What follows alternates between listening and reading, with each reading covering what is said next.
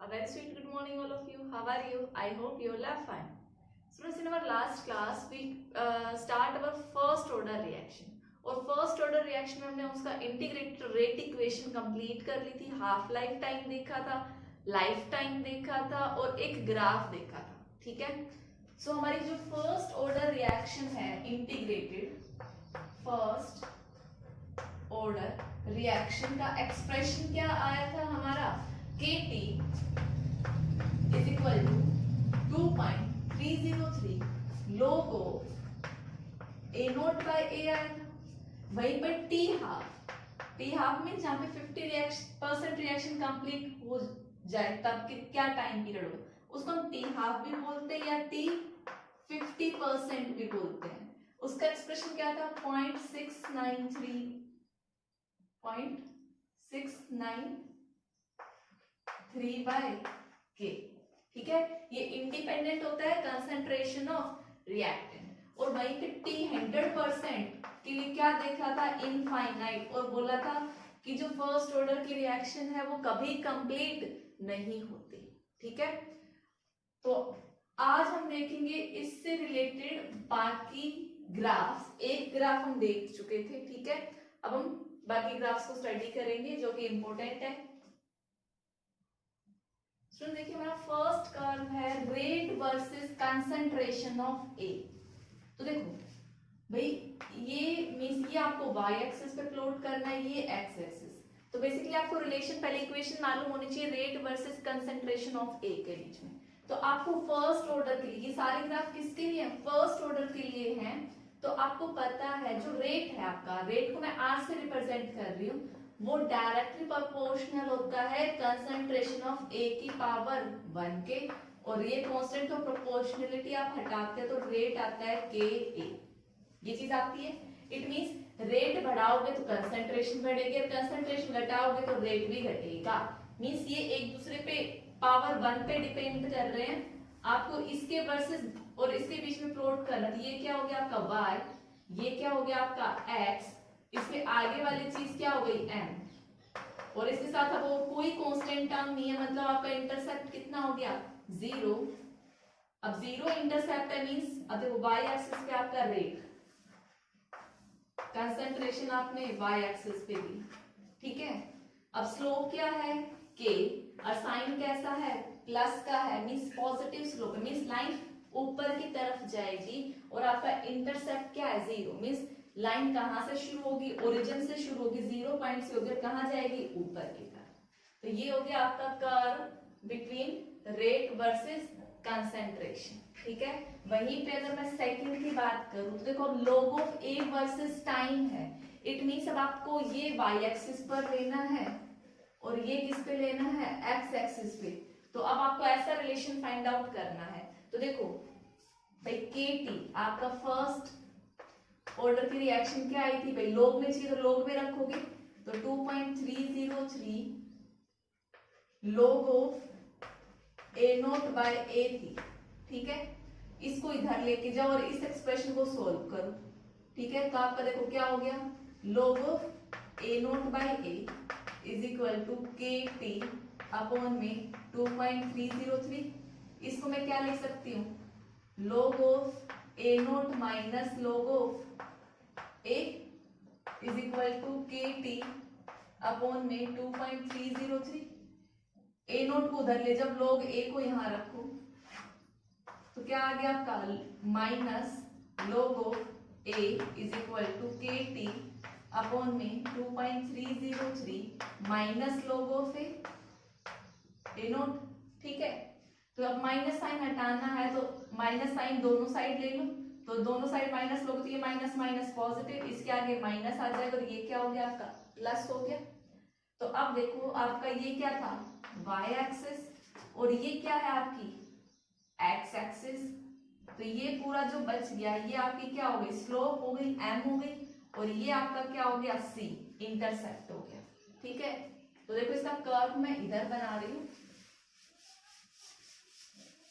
देखो कर्व बनाने के लिए आपको रिएक्शन तो मालूम, इक्वेशन मालूम होनी चाहिए. तो हमने ये इक्वेशन डराइव कर ली जिसके बीच में हमें प्लॉट करना है.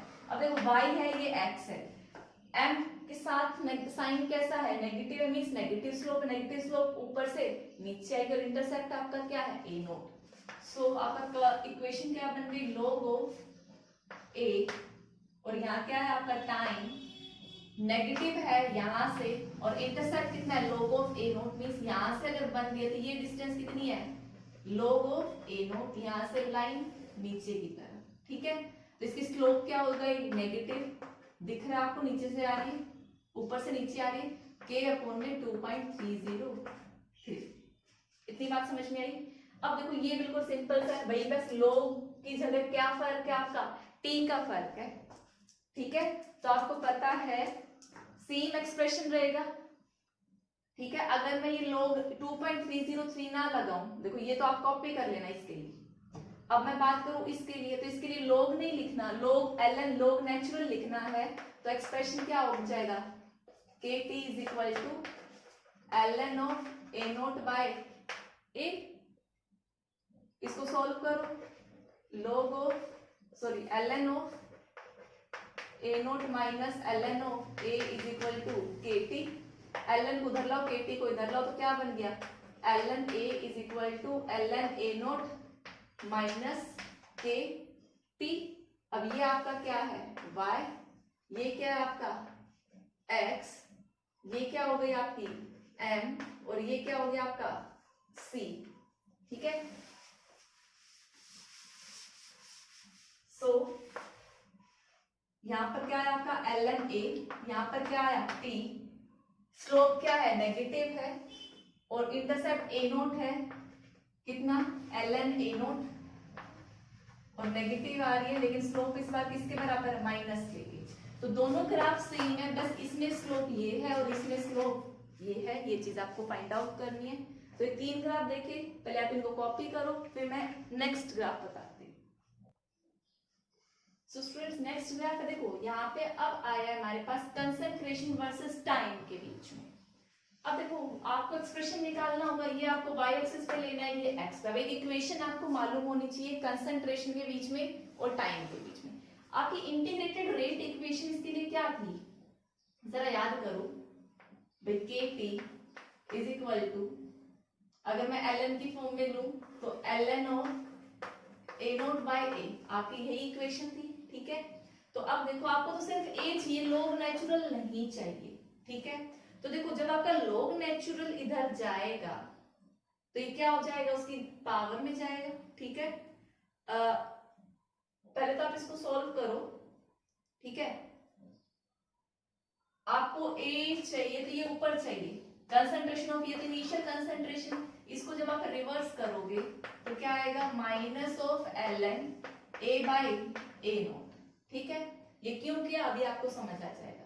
अब ये log नेचुरल, देखो माइनस साइन इधर जाएगा, इधर भी लिख सकते हैं, दोनों साइड कॉमन ले लिया तो ln जब इधर जाएगा तो ये क्या बन जाएगा, a by A naught is equal to A की पावर माइनस के टी, नीचे ए नोट था तो a क्या है आपका, ए नोट e की पावर माइनस के टी, इसीलिए मैंने ए नोट नीचे लेके आया ताकि आपकी a की वैल्यू आ जाए, ठीक है। अब आपको आपका कंसंट्रेशन आ गया और टाइम आ गया, कंसंट्रेशन वर्सेस टाइम प्लॉट करना है, ये y और ये आपका x। भाई ये e दिख रहा है तो कैसा ग्राफ आएगा, एक्सपोनेंशियल कर्व आएगा, और एक्सपोनेंशियल क्या है, साइन कैसा है, नेगेटिव, तो एक्सपोनेंशियल देखो ऐसे आएगा तो डिक्रीज में आता है, और ऐसे जाता है तो इंक्रीज में जाता है। तो आपका कर्व क्या हो जाएगा, इधर a और इधर टाइम, और ये एक्सपोनेंशियली डिक्रीज करेगा। आई होप सभी को ये कर्व समझ में आया होगा, ठीक है। अब हमारा नेक्स्ट कर्व है रेट वर्सेस टाइम।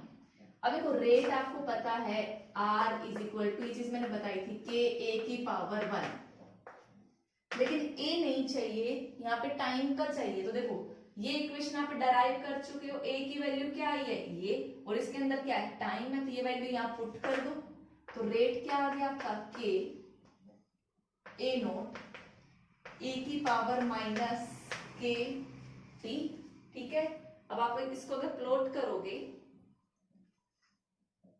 तो क्या होगा आपका, सेम कुछ कुछ ऐसा ही दिखेगा कर्व, एक्सपोनेंशियल वाला ही, क्योंकि ये भी नेगेटिव एक्सपोनेंशियल है। तो रेट वर्सेस टाइम का भी कर्व क्या आएगा, एक्सपोनेंशियली डिक्रीज करेगा, ठीक है। नेक्स्ट है आपका T half versus initial concentration. तो इसके लिए आपको टी हाफ का एक्सप्रेशन पता होना चाहिए। टी हाफ क्या होता है 0.693 बाय 3693 बाय के। ठीक है, इसके एक्सप्रेशन में कोई भी कंसंट्रेशन टर्म नहीं है, आप कितना भी चेंज करते रहो टी हाफ चेंज नहीं होगा, टी हाफ जो फिक्स है वही रहेगा। तो आप क्या बोल दोगे, ये आपका टी हाफ, ये आपकी कंसंट्रेशन, इस पे ये डिपेंड ही नहीं करता। ठीक है, तो स्टूडेंट्स ये काफी इंपॉर्टेंट कर्व्स थे जो मैंने बताए, ये कॉम्पिटिटिव एग्जाम्स में और बोर्ड एग्जाम्स में इनसे रिलेटेड क्वेश्चंस आते रहते हैं, तो आप सबको इन कर्व्स के बारे में पता होना चाहिए। तो आप इन सबको कॉपी करो। स्टूडेंट्स अब दो क्वेश्चन है related to the first order reaction. Exam में बहुत बार ये रिलेशन पूछा जाता है। रिलेशन क्या है, फिल इन द ब्लैंक्स में भी आपसे क्वेश्चन पूछा जा सकता है कि बताओ कि T75% कितने टाइम होता है T50 का, या T99.5% टी हाफ का कितने परसेंट होता है। ठीक है, तो ये चीज आपको याद भी होनी चाहिए, ये रिलेशन, और आपको फाइंड आउट भी करना आना चाहिए, बहुत इंपॉर्टेंट है। तरीका बहुत सिंपल सा है, ध्यान से देखना। मैं एक पार्ट कराऊंगी, फिर सेकंड पार्ट आप खुद प्रैक्टिस करेंगे। तो देखो फर्स्ट क्या है, T75% और T50%। आप दोनों को सेपरेट सेपरेट फाइंड आउट करो और क्या कर दो, डिवाइड कर दो। भाई आपको पता है इंटीग्रेटेड रेट इक्वेशन आपने ऊपर मेंशन भी किया है, फर्स्ट ऑर्डर रिएक्शन है, तो आप वही लिखेंगे KT इज इक्वल टू, क्या एक्सप्रेशन होता है 2.303 log ऑफ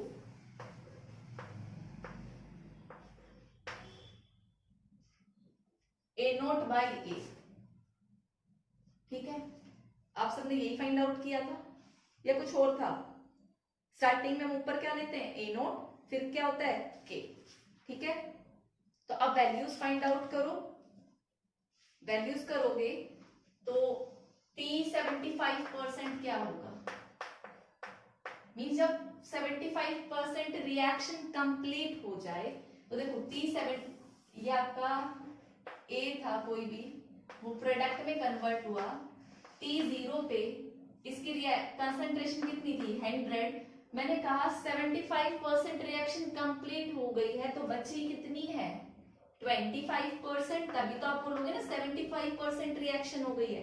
तो ये वैल्यू आपकी क्या हो गई A0, और ये वैल्यू क्या हो गई आपकी A।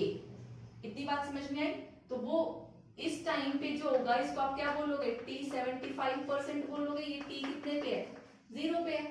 तो आप ये वाली वैल्यूज यहाँ पुट करो, तो देखो T75%, इसके को मैं इधर नीचे रख देती हूँ, वैल्यूज पुट नहीं करती क्योंकि वो कैंसिल आउट हो जाएगा, अपॉन में K log ऑफ, स्टार्टिंग 100 थी, नीचे कितना बचा है 25।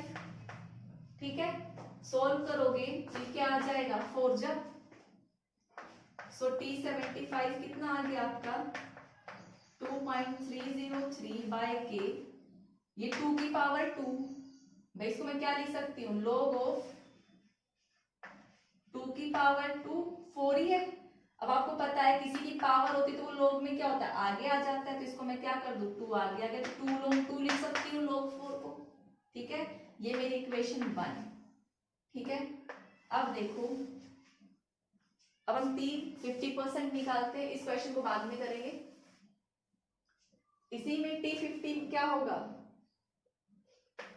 क्या तो आपको पता है, वैल्यू पुट करो, या T50 में आधा बच गया होगा, आधा रिएक्ट कर गया होगा, तो KT is equal to 2.303 log of 100 था, 50 में हाफ कंप्लीट हो गया, हाफ रिएक्ट कर गया, तो ये कितना है 2, तो T यहाँ पे कितना हो जाएगा 50%, तो T50% किसके बराबर है 2/.303 बाय K log ऑफ 2। ये आपकी equation 2, equation 1 divided by equation 2, तो T75% divided by T50% is equal to कितना आएगा, ये पूरा लिखो 2.303 बाय K इंटू में 2 log 2, इसका 2.303 बाय K इंटू में log 2, log 2 से log 2, इस वैल्यू से ये वैल्यू क्या बचा 2 बचा, और 50 को उधर ले जाओ तो T75% किसके बराबर आया 2 टाइम्स ऑफ T 50%। ठीक है, तो ये चीज आपको याद रखनी है, तो आप पहले इसको कॉपी करो। सो स्टूडेंट्स देखो नेक्स्ट रिलेशन है ये, एक बार मेरे कराने से पहले आप लोग खुद से एक बार नोटबुक में खुद से प्रैक्टिस करना इसको, ठीक है, फिर आप क्रॉस चेक करना। तो देखो भाई एक्सप्रेशन तो वही है, K T is equal to 2.303 log A naught by A. ठीक है, अगर मेरे को टी निकालना है तो के मैं इधर कर दूं, कितना निकालना है टी 99.9 रिएक्शन कंप्लीट हो गई है। देखो यहाँ जो हम वैल्यू लिखते हैं बचा हुआ लिखते हैं, अगर मैं स्टार्टिंग में ए नोट 100 मानूं और इतना रिएक्शन कंप्लीट हो गई तो बचा कितना होगा, ए की वैल्यू कितनी बची होगी 100 माइनस 99.9, कितना आंसर आएगा 0.1। ठीक है, या कि इसकी वैल्यू आएगी, तो आप वैल्यूज पुट कर सकते हो। टी 99.9% कितना आएगा आपका 2.303 बाय के लोगो 100 बाय 0.1। ठीक है, आई होप सभी ने इतना कर लिया होगा। ठीक है, अब आप क्या करेंगे, इसको सॉल्व कर सकते हो। इसको आप क्या लिख सकते हो, देखो पॉइंट है 1 बाई जाएगा, पॉइंट को हटाऊं तो ऊपर 0 हो जाएगा, ये 1 बचा, ये कैंसिल हो गया। इसको मैं क्या लिख सकती हूँ 10 की पावर 3 2.303 बाई के लोगो 10 की पावर 3। अगर पावर होती तो आपको पता है वो आगे आ जाता है, तो मैं इसको कहाँ लिख दूं, आगे लिख दूं मल्टीप्लाई बाय 3। इतना सबने कर लिया। ठीक है, और log 10 की वैल्यू क्या होती है 1 होती है, सभी को पता है, तो आप इसको भी हटा सकते हो। तो मेरा आ गया T99, ये आ गया। ठीक है, अब आप फाइंड आउट करो, क्या करोगे T50 निकालोगे, T50 निकालोगे तो कितना आएगा 2.303 बाय के लोगो भाई 100 बचा कितना होगा 50, और सॉल्व करोगे तो ये log 2। ठीक है, तो T50 कितना आया 2.303 बाय के लोगो 2। ये आपकी इक्वेशन आई सेकंड, और ये इक्वेशन हो गई आपकी फर्स्ट। ठीक है, अब देखो सिंपल सा है, दोनों को क्या करना है डिवाइड करना है। सो T99.9 divided by T50, just solve करना है। तो ये वैल्यू मेरी क्या है 3 इंटू में 2.303 अपॉन में के। ठीक है, इसको डिवाइड करोगे 2.303 बाय के लोगो 2। इतनी बात समझ में आई। तो पहली बात तो ये वैल्यू से ये वैल्यू कैंसिल आउट हो गई। ठीक है, बचा क्या वो देखो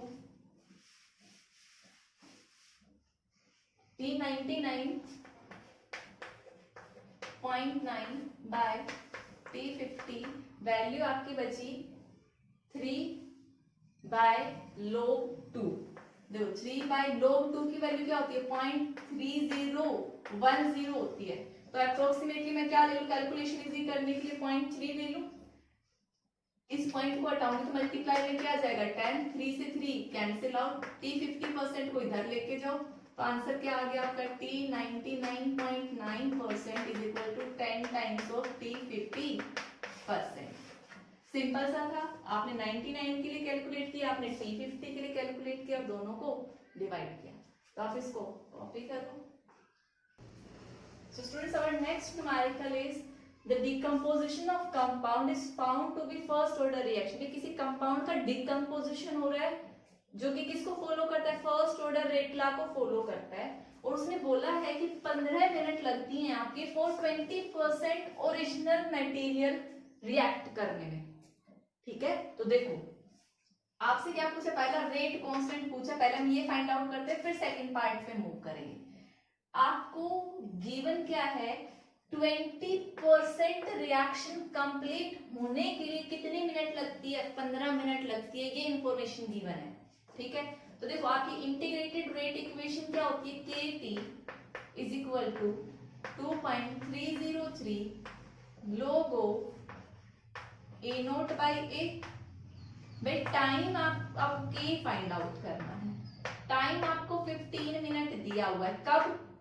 जब आपकी लोगो इनिशियल कंसंट्रेशन कितनी मानो 100, ठीक है। बचेगी कितनी? उसने क्या कहा, ओरिजिनल मटेरियल रिएक्ट कर गया 20%। जब 20% रिएक्ट कर गया तो बचा हुआ लिखते हो ना आप, ए क्या है, रिमेनिंग, तो बचेगा कितना भाई 80%। ये तो सबको मालूम है, ठीक है। सो आप इसको क्या करोगे, सॉल्व करोगे, कैंसिल आउट हो गया। तो देखो कैसे सॉल्व करोगे, k इंटू में 15, 2.303, इनको क्या कर लो, अलग अलग लिख लो। ये क्या हो गया आपका log 10, ये क्या हो गया माइनस log ऑफ 8। log 8 को मैं क्या लिख सकती हूँ, 2 की पावर 3, 80 वैल्यू होती है, 2 की पावर 3 लिख दिया तो ये 3 क्या करेगा, आगे आ जाएगा, ठीक है। तो k इंटू में 15, 2.303, log 10 कितना होता है 1, और ये कितना है 3 इंटू में log 2 कितना होता है 0.3, ठीक है। तब आप इसको सोल्व कर लोगे, ये क्या आएगा 0.9 आएगा, 1 में से 0.9 सब्ट्रैक्ट करोगे तो क्या आएगा 0.1 बचेगा। 0.1 से इसको मल्टीप्लाई करो, 15 से डिवाइड करो। सिर्फ अब सिंपल से कैलकुलेशन बची है। जब आप सोल्व करोगे तो आपकी k की वैल्यू कितनी आएगी, आप इस इक्वेशन को सॉल्व करना, और k की वैल्यू आएगी 0.0149, ये आपकी k की वैल्यू आएगी, ठीक है।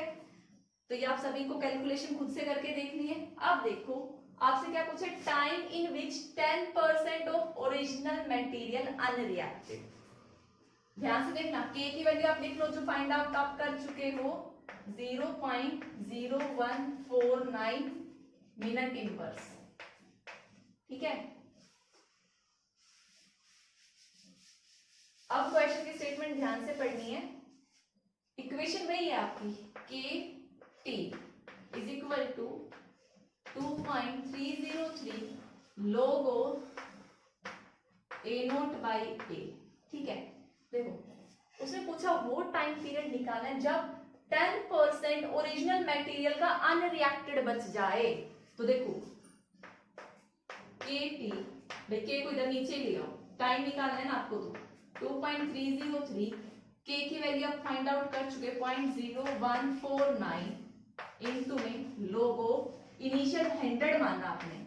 अब नीचे रिमेनिंग देखो उसने क्या बोला, कितना रिमेनिंग बचे, that in which 10% of original material unreacted. Unreacted का मतलब रिमेनिंग बचना किसका, इनिशियल का 10%। जब इनिशियल आपका 100 है तो 100 का 10% फाइंड आउट करो, 1/10 0, तो बचेगा कितना 10। तो डायरेक्ट आप यहाँ क्या लिख दोगे 10 लिख दोगे, ठीक है। अब क्या कर लो सोल्व, ये 0 0 कैंसिल आउट हो गई, log 10 की वैल्यू क्या होती है 1 होती है, तो ये सारी वैल्यू खत्म हो गई, बचा ये, इसको सोल्व कर लो, आपका क्या आ जाएगा टाइम पीरियड। जब आप इस इक्वेशन को सोल्व करोगे तो टाइम आपका आएगा 154.6 मिनट, 154.6 मिनट, ठीक है। तो आप इसको कॉपी करो। स्टूडेंट देखिए नेक्स्ट है, ये कर्व पे बेस्ड न्यूमेरिकल है, ठीक है। तो इसीलिए आपको कर्व्स की नॉलेज पता होनी चाहिए। देखो इसने कहा कोई भी केमिकल रिएक्शन है, आर रिएक्टेंट कन्वर्ट हो रहा है प्रोडक्ट में, और आपको एक कर्व गिवन है, तो आपसे पूछ रहा है what is the order of reaction और उसकी स्लोप क्या होगी। अगर आपको ऑर्डर पता लग जाए रिएक्शन का तो आप ये वाली चीज भी बता सकते हो। तो देखो भैया आपकी क्या है, इनिशियल तो नहीं है, आर लिखा है, मींस कंसंट्रेशन वर्सेस टाइम का नेगेटिव स्लोप के साथ कर्व आ रहा है, और भाई ये फिक्स इंटरसेप्ट मान लूं तो मैं इस चीज को क्या मान लूं आर नोट मान लूं, ठीक है। तो देखो ये ऐसा कर्व कंसंट्रेशन वर्सेस टाइम का नेगेटिव स्लोप में जो कर्व था, ये हमने किस ऑर्डर के लिए देखा था, जरा याद करो, ये हमने देखा था जीरो ऑर्डर रिएक्शन के लिए। जीरो ऑर्डर रिएक्शन के लिए कंसंट्रेशन वर्सेस टाइम का नेगेटिव स्लोप के साथ कर्व आता है, आप क्रॉस चेक भी कर सकते हो। जीरो ऑर्डर की इक्वेशन क्या थी आपकी थी A इज इक्वल टू, भाई उस टाइम पे हम रिएक्टेंट को A मान रहे थे, A naught minus K T, ये आपकी जीरो ऑर्डर की इक्वेशन थी। जरा प्लॉट करके देखो, ये y ये आपका x, ये आपका इंटरसेप्ट हो गया, ये नेगेटिव स्लोप k। तो ऑर्डर कौन सा हो गया आपका? Zero order. और स्लोप क्या हो गया? यहाँ से आपको नजर आ रहा है माइनस k। ठीक है, तो ऐसा फर्स्ट ऑर्डर के लिए भी आ सकता है, तो आपको ये कर्व्स पता होने चाहिए। सब बात आती है examples of first order reaction. देखो ये स्टैंडर्ड एग्जांपल्स है। एग्जाम में बाय चांस आपको रिएक्शन दे दिया H2O2 और क्वेश्चन में मेंशन नहीं किया कि वो कौन से ऑर्डर की रिएक्शन है, तो आप समझ जाना वो फर्स्ट ऑर्डर की है। तो कुछ एग्जांपल आपको माइंड में याद होने चाहिए कि कौन से ऑर्डर की रिएक्शन है। ठीक है, जैसे जीरो ऑर्डर के हमने एग्जांपल डिस्कस किए थे, सेम वैसे decomposition of H2O2 means H2O2 आपको पता है ब्रेक डाउन होके क्या देगा? H2O प्लस में O2। ये कौन से ऑर्डर की रिएक्शन है? फर्स्ट ऑर्डर की रिएक्शन है। हाइड्रोलिसिस ऑफ एस्टर, एस्टर भी क्या होता है? RCOOR होता है। ठीक है, एसिड की प्रेजेंस में सपोज H2SO4 की प्रेजेंस में आपने हाइड्रोलिसिस करी, मतलब वाटर ऐड किया, तो बॉन्ड क्या करेगा? ब्रेक डाउन करेगा। ब्रेक डाउन होके ये एक एसिड देगा RCOOH और एक क्या देगा? Alcohol ROH। ये क्या है? Hydrolysis of ester. ये भी कौन से ऑर्डर की रिएक्शन है? फर्स्ट ऑर्डर की रिएक्शन है। काफी इंपॉर्टेंट है, हम लोग डिस्कस भी करेंगे। इन्वर्जन ऑफ केन शुगर, भाई ये कहाँ देखा था हमने? केन शुगर का मतलब शुगर ही कह सकते हो, ये हमने बायोकेमिस्ट्री में देखा था। इन्वर्जन ऑफ शुगर जिसको हम बोल रहे थे, तो इसमें क्या था आपका? C12H22O11 क्या देगा आपको? ग्लूकोज देगा C6H12O6 और एक फ्रक्टोज देगा जिसका फॉर्मूला तो सेम ही होता है। ये क्या आपका? ग्लूकोज, ये क्या आपका? फ्रक्टोज। ठीक है, इन्वर्जन क्यों बोला था? क्योंकि यहाँ ऑप्टिकल रोटेशन चेंज हो जाती है, याद करना इस चीज को। ठीक है, अगला क्या है? डिसोसिएशन ऑफ N2O5 भी आपका क्या है? फर्स्ट ऑर्डर का एग्जांपल है। तो ये कुछ स्टैंडर्ड एग्जांपल थे जो एग्जाम में बार बार पूछे जाते हैं, तो आपको याद होने चाहिए। तो स्टूडेंट्स इसी के साथ हमने कौन सा पार्ट फिनिश कर लिया है? फर्स्ट ऑर्डर रिएक्शन कंप्लीट कर लिया विद न्यूमेरिकल्स, ग्राफ भी देख ली और सारे इक्वेशन भी देख ली। अब आपको क्या करना है? इससे रिलेटेड क्वेश्चंस की प्रैक्टिस करनी। क्वेश्चन मैंने भी कुछ कराए। ठीक है, आपके पास जो भी बुक हो उससे रिलेटेड सारे जीरो ऑर्डर और फर्स्ट ऑर्डर के क्वेश्चंस कंप्लीट करने हैं। याद रखना इस चैप्टर से एक न्यूमेरिकल तो पक्का आएगा। ठीक है, तो students that's all for today's lecture. Thank you and have a nice day.